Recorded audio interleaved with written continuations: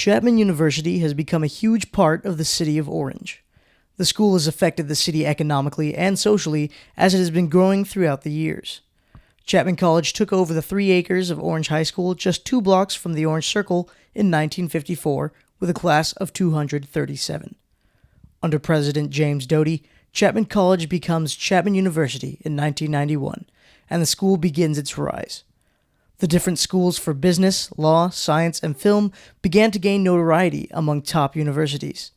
Now, Chapman University covers 78 acres with an undergraduate class size of over 7,000 students, allowing larger freshman classes each year.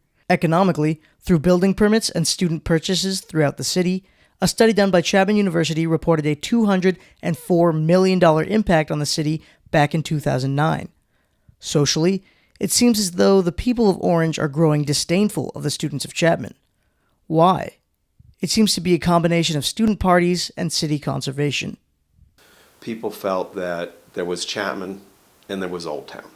And Chapman is in Old Town, but they didn't feel it was a part of Old Town. They felt it was just students coming in and doing their thing to get their education and maybe having too many parties out in the neighborhood, things of that nature. Bad news sells. So that always gets the emphasis. And so again, that's been part of my role, is to say, yeah, there was a party, and yes, there were 50 students there, but that's 50 out of 8,700. You got to put it into perspective. And then at the same time, pointing out to the community everything we do that's good out there. We have tutors and volunteers in just about every organization. I think there's 150 schools that we have students working in. They work at the Friendly Center. They work for the nonprofits. So getting that turn so people see the good side of it. On social media, it's clear that some people have just reason to dislike Chapman students. A user wrote that twice a week there are empty beer cans tossed on our lawn. I know it's the students because they have parties and live by us. Someone else says, Chapman students are back. There goes my quiet nights on the porch. It seems parties get in the way of the peace. How did it get this way? In 2001, 2002, the major expansion started happening with the new buildings and everything. I'd say probably around 2006, there started to be some issue with how big are we going to grow, how many houses are we going to knock down, things of that nature.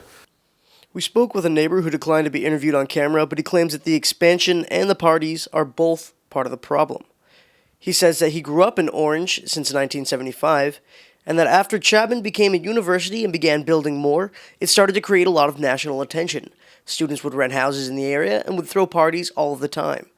I personally did not mind it too much, but they would go on for hours, and sometimes the students were too drunk to deal with. As a result, a new party ordinance has recently been put into place. The ordinance is meant to deter Chapman students, or any other person, from having large gatherings that may disturb the peace.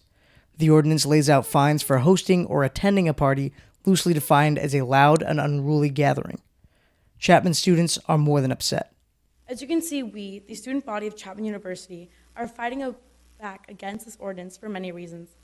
As a representative of that student body, I will express the concerns and reality of this new ordinance. Speaking from personal experience, my home received a sound check from an officer with only 10 people on my private residence. The fines imposed would be crippling to me financially. With all these problems, Chapman is trying to take steps to amend their relationship with Orange. Then we started looking at different programs. Chapman is involved in Parks and Recreation every year. We sponsor the summer programs, and with that, then we get booths at different events. Their 3rd of July, their Christmas lighting, treats in the streets, things like that. Chapman never took advantage of that. Since we've opened this department, we go to all of those now, and we always have a booth, and the students come and they help us in the booths.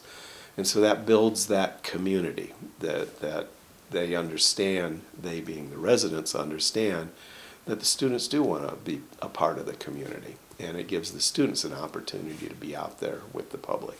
With high hopes on the horizon, Chapman University doesn't seem to be slowing down growth anytime soon.